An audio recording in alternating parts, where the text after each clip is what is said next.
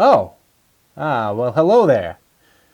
Welcome back to Cultural Anthropology, Week 3. We're going to be talking about ethnographic fieldwork. But first, before we get into the lectures, I want to discuss briefly the film that I assigned last week, Dead Birds, by Robert Gardner. This film can be difficult sometimes to watch, especially if you're an American audience. One of the things that we're not accustomed to is watching people that are sometimes barely clothed, sometimes doing things that we don't understand or comprehend why they're doing things. And Gardner's film really does a decent job of sort of looking at another community that is very distinct from our own.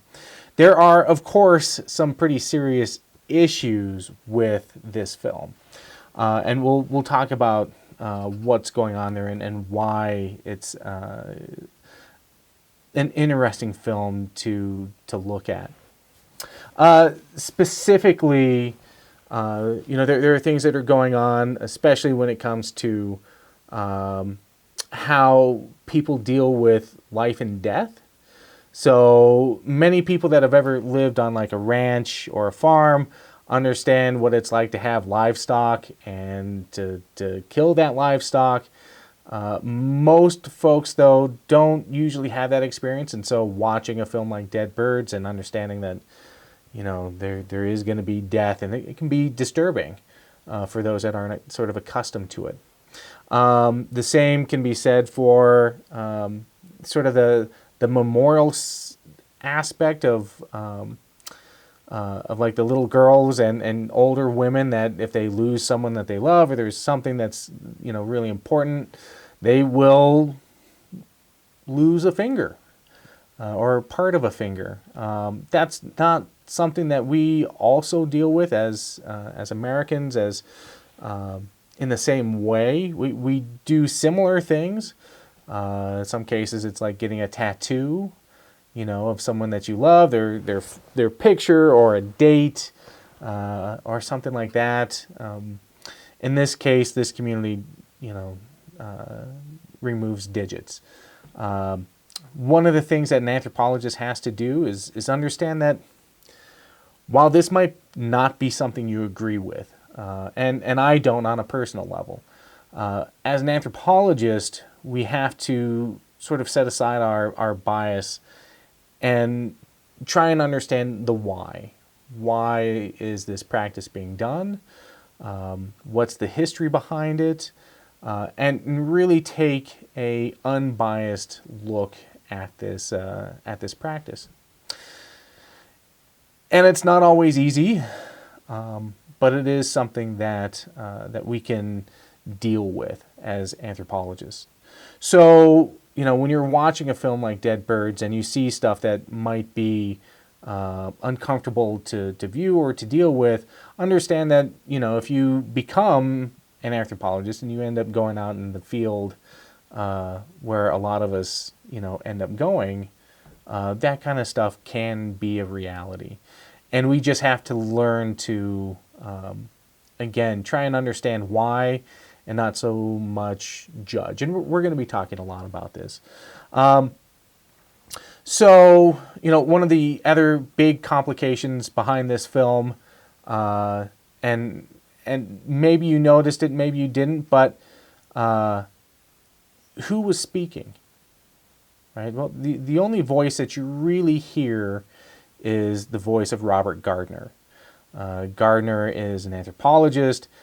He's done multiple films. He's published multiple books, and he's fairly well known. But the issue that a lot of contemporary anthropologists have, and one of the reasons why I use this film, is to show that whose voice is being told here. Okay. Well, a lot of early anthropologists, whenever they would publish something or put out their work, it was done in the anthropological voice. It was done in the voice of the researcher, and not always with the voice of the people that are involved in that research, right? The subject of that research. So we sort of have to understand that, this is an older way of doing things. And one of the issues that we have with Dead Birds is that Gardner is explaining everything, even the thought process between like Wayak and Pua, like what they're thinking, their innermost thoughts. And he takes what some might consider some poetic license to add to those descriptions. Now, he might actually be spot on with what he's saying. He could be saying this is what these people are feeling and experiencing, but you don't hear it coming from them. You hear it coming from somebody else, someone that's doing the interpreting. And this has become sort of an issue with a lot of anthropologists, and so trying to figure that out, trying to understand, whose voice we're going to be listening to. And this is something that we will, again, talk about later on in this lecture series. So yeah, you've got some interesting things going on with Dead Birds. It is a good film, and I think it does a great job of visually exploring a community, and even in Gardner's ability to talk about that culture and what's happening there. It still does a decent job. It's by far not a perfect film by any means, but it does show sort of a progression of how researchers used to do work, and then how things have changed into modern contemporary researchers and what they're doing. We had Nanook of the North for the first week. Last week we had Dead Birds. This week we're going to have the axe fight, which is also kind of a difficult film to watch, but at the same time it also shows some very interesting approaches to how field work is actually done. And that's why I really enjoy this film, The Axe Fight, is because of the progression and how it breaks things down as a part of research. So we'll talk more about that next week after you've all watched the film. Yeah. So going on from there, that's actually jump into field work and ethnography. So what is ethnographic field research?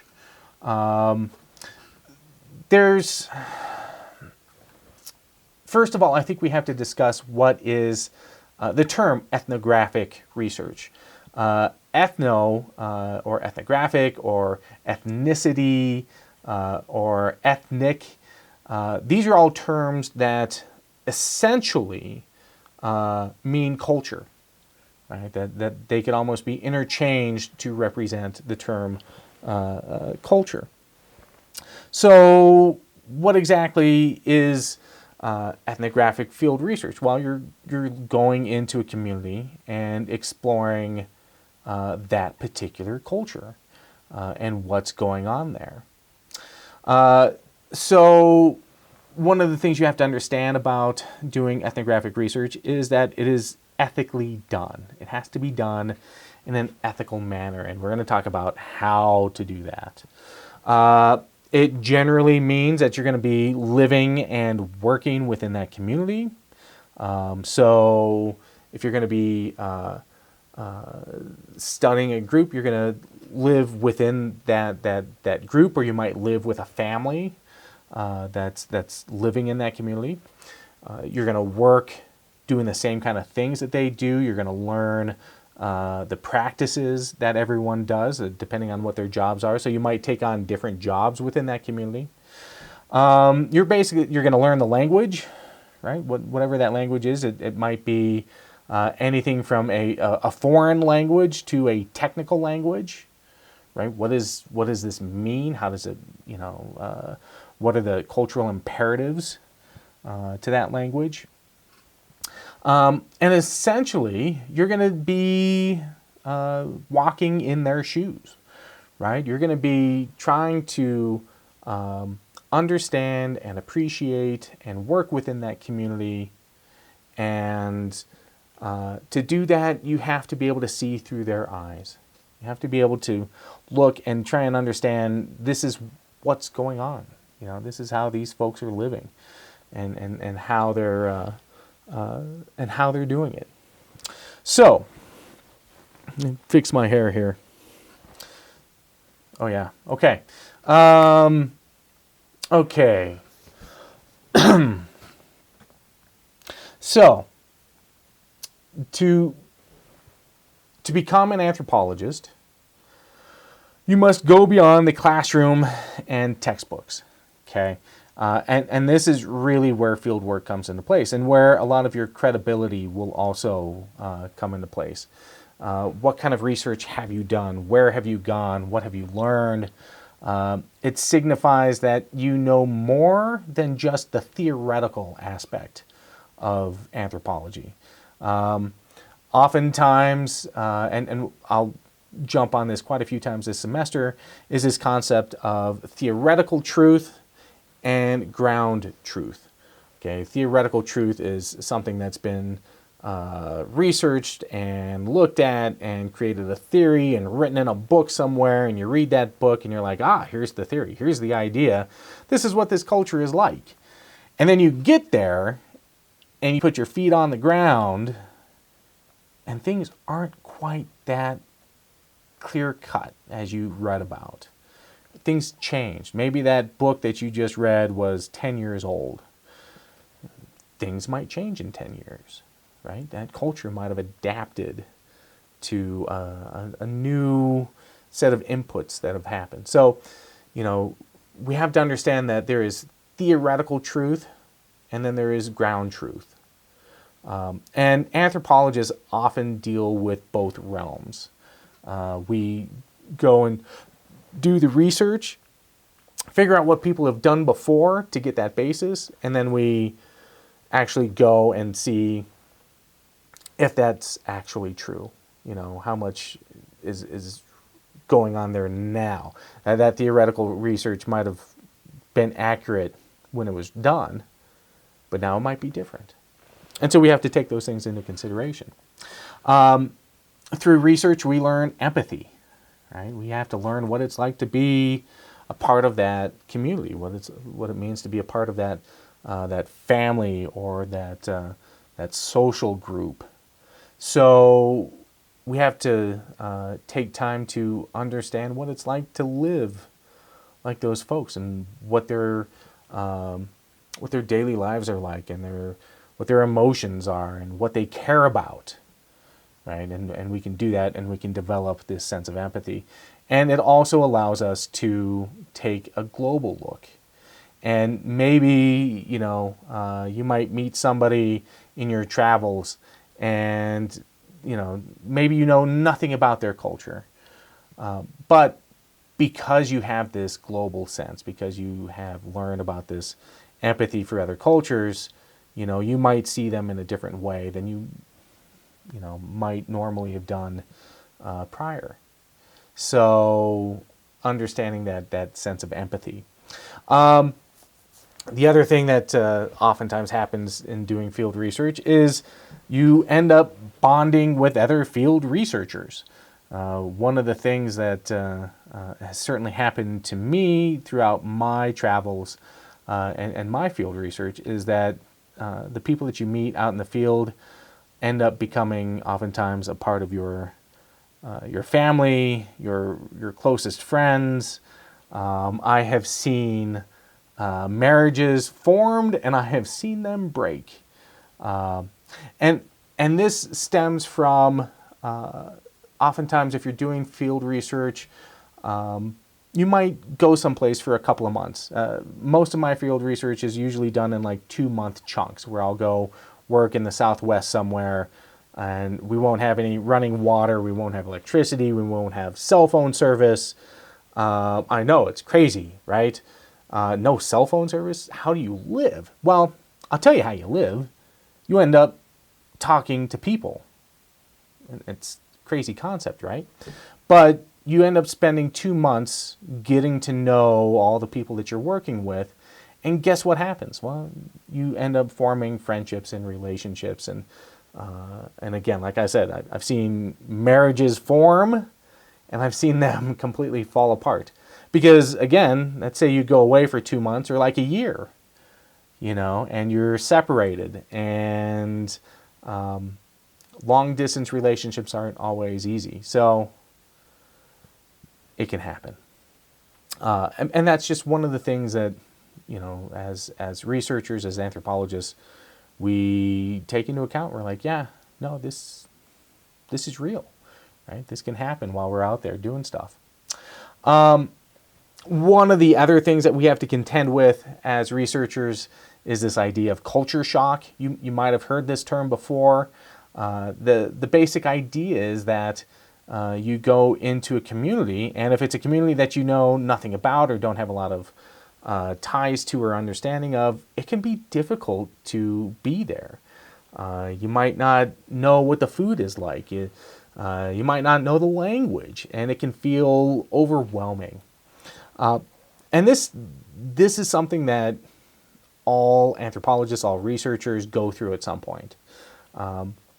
The more you go through it, the more you learn to expect it. And then all of a sudden you get to a point where you might experience that culture shock, but it's not as bad as it used to be because you already know what to anticipate for. So and the thing that actually gets me more than culture shock is what is considered to be sort of like reverse culture shock, and that's the return home. That's like when you've been out in the field for a few months and then you come home. For example, I remember coming back after camping for 2 months and doing this research, and I went out with some friends and we went to a bar, and we're sitting around and they start talking about like their designer jeans, and these two guys were talking about how great their designer jeans were, and how expensive they were, and how cute their butts looked. And I'm sitting there going like, I can't handle this. Right? I just spent 2 months living in the wilderness and having to deal with wild animals, and waking up every morning in this beautiful canyon, and and dealing with all this really cool anthropological stuff, to come home and have to deal with cute jeans. Not something that I was ready to deal with. And that's the thing. It seems silly, but at the time it was actually kind of stressful.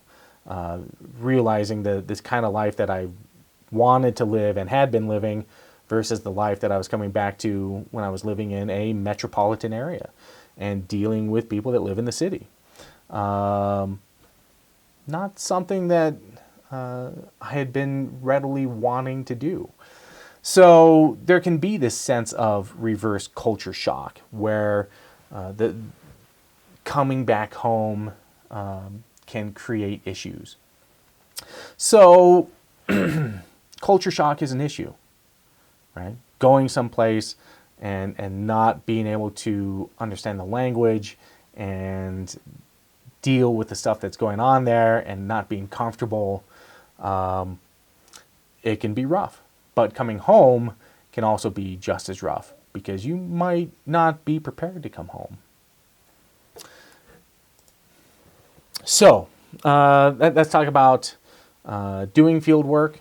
One of the things that that you have to understand is that when you go out and you're actually exploring someone else's culture, you are also exploring your own culture. And what do I mean by this? Well, it's also about understanding bias, right? Understanding where you come from, right? Your own personal history, your cultural history, how you think, how you speak. All of this stuff is going to create your basic framework. And to be able to understand another culture, you have to be able to understand your own basic framework and understand your own biases that are there. It's natural to have those things. This is what you grew up with. This is what you understand. So we have to explore our own culture to be able to explore someone else's. and to be able to understand the differences, and that there are differences, and that those differences are okay, right? There might not be things that we agree with about that particular culture, but we need to understand why we don't agree with those things. You know, there's something else there. So that's part of it. And a lot of that's going to come from living and interacting with those people. You know, the people that you're working with, or living with. You're going to find out what it's like to be within that community and how different it is. And you're going to learn a lot. It's going to give you that perspective. And a lot of what anthropology is understanding someone else's perspective, like how they see the world. And you're going to find that, you know, you might be studying a community, and people's perspectives are going to be different, right? They might live in the same place, but they might not think or remember the same things, right? They might have a different perspective about things. And a lot of this comes down to this concept of ethnocentrism, and we've talked briefly about this. It helps us to understand what ethnocentrism is and how we can avoid it, right? Especially when we're doing our own research and we're putting things into our own voices as researchers and we're recording all of this stuff down. It helps us to understand what ethnocentrism is and how it might fit into our research.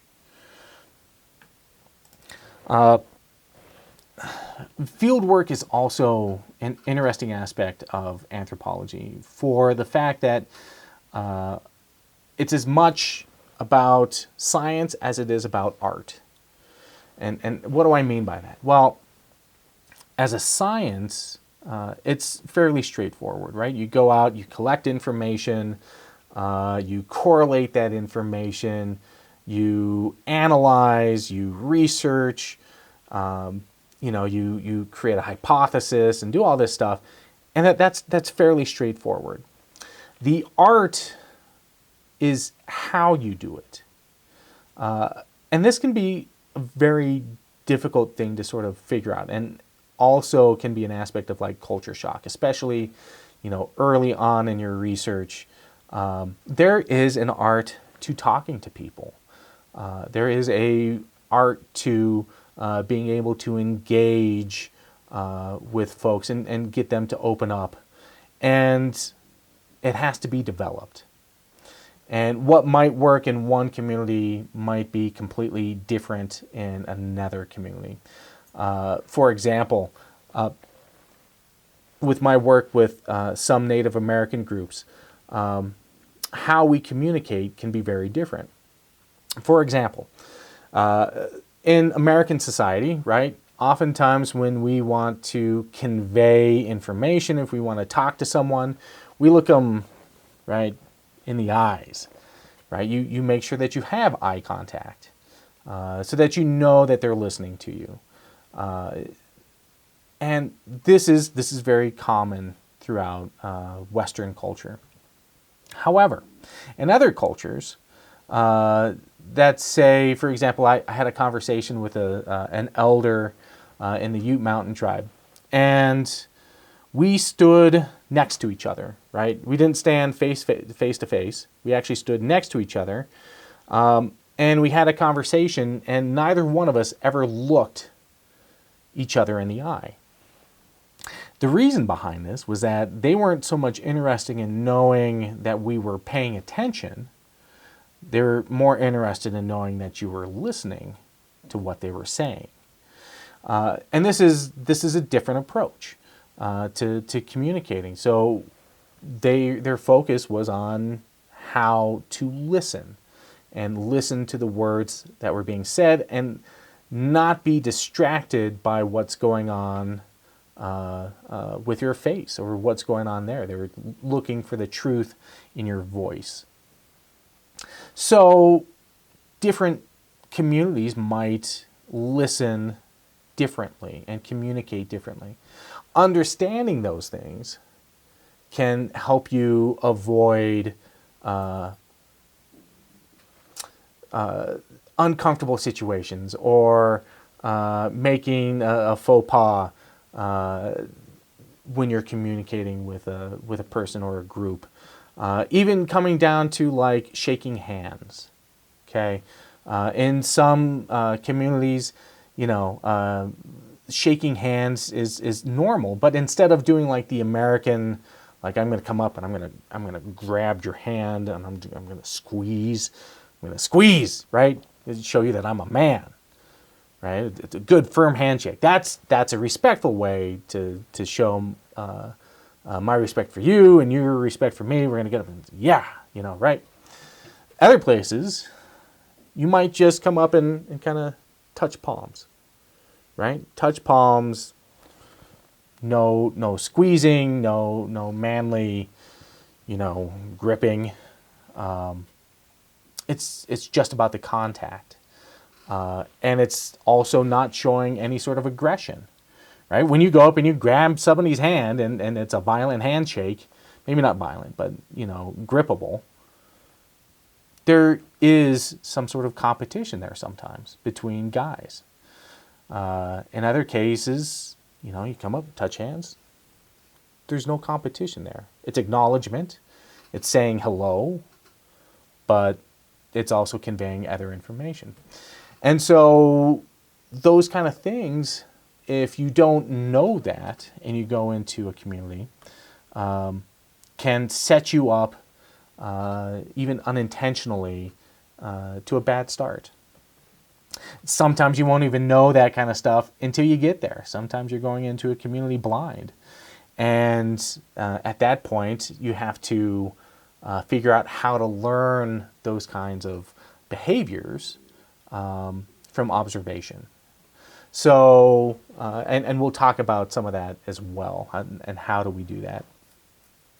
So, field work as an art and a science is definitely, it's complex, right? It's complex. It's not as easy to distinguish just between the two and to think of it as just a science.